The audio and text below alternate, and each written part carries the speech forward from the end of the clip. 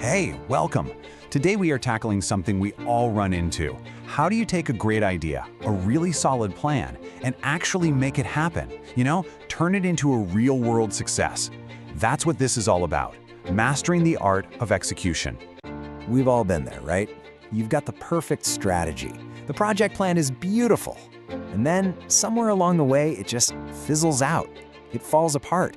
It's so frustrating. But the reason why that happens? Well, it might not be what you think. Okay, let's just get right to the heart of it. We love to think the genius is in the initial idea, in the plan itself. But the real secret, the thing that separates the projects that succeed from the ones that fail, it isn't the plan. It's the process you use to execute it.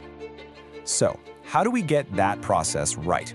Well, we're going to build it together, step by step, using 4 key pillars. We'll start with crafting a solid action plan, that's our blueprint. Then we'll talk about preparing for turbulence, because things always go wrong. After that, we'll get smart about assessing the real risks, and finally, we're going to master the review, so we learn from every single thing we do. All right, first up, crafting the action plan. I want you to think of this as the architectural blueprint for whatever you're trying to achieve. This is where we stop just talking and wishing, and we actually start building. So what is an action plan really? It's basically the document that forces us to answer all the tough questions up front. Who's doing what, by when, and what do they need to get it done? If you get this part right, you've got a solid foundation.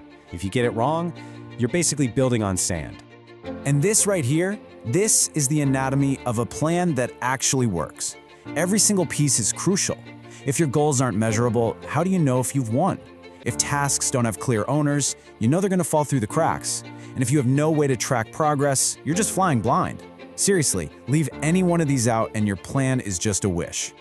Okay, so you've got your perfect plan, but here's a dose of reality. No plan ever survives first contact with the real world. Ever. And accepting that, even planning for it, that's what separates the pros from the amateurs. This really says it all, doesn't it? A rigid plan is fragile. The minute it hits an obstacle, it just shatters. But a resilient plan? It's built to adapt. It expects detours. It's designed to bend without breaking, so it can always find a way to the goal. And the tool you use to build that resilience is called a contingency action. It's a super simple, but really powerful idea. For any big step in your plan, you just ask, okay, what if this doesn't work? Your answer to that question becomes your plan B, all ready to go the second you need it. See? It's about being prepared, not surprised. But how do you know what to make a plan B for? I mean, you can't plan for everything, right? And that brings us to our third pillar. You have to proactively assess the real risks before you even start. And don't worry, we can demystify risk assessment with a really simple 3-step process. We're going to go through them real quick. First, you identify the threats. Then you analyze how bad they could be. And finally, you prioritize where you need to focus. Okay, step 1, identify. The goal here is just to get it all out on the table. Get your team together and ask the big question, what could totally derail this project? Don't filter, don't judge. Could a key supplier go bust? A new competitor pop up? Just get every single possibility up on the board. Next up, you analyze. This is where you bring some order to that chaos. For every risk you listed, you ask 2 simple questions. How likely is this to happen? And if it does, how bad is it going to be? This is how you start to separate the minor annoyances from the true project killers.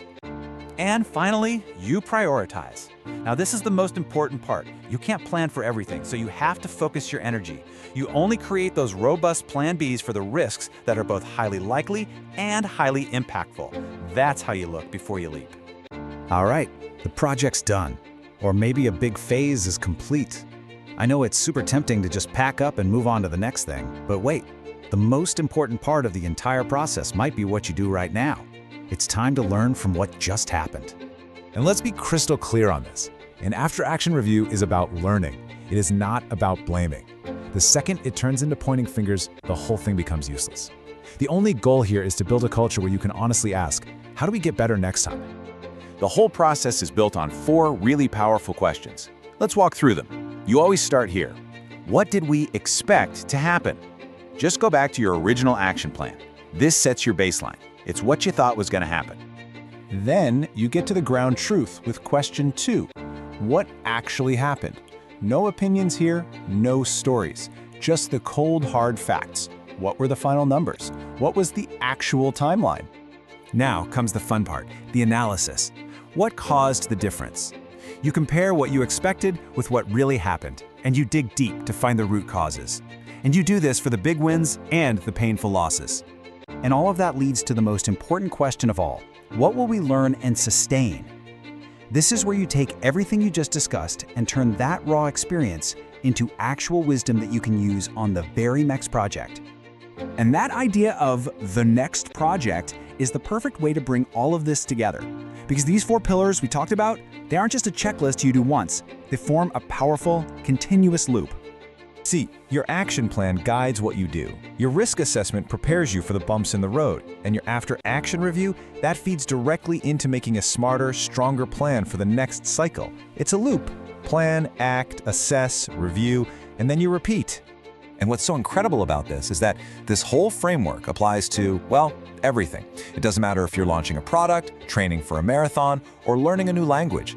This process of planning, anticipating problems, and learning from your experience is a universal blueprint for success. So I'll leave you with a challenge. Think about the most important project you're working on right now. What is the one critical risk that you haven't actually made a plan for yet? Because taking a moment to identify it and preparing for it, well, that might be the single most important thing you do today. Thanks for joining me.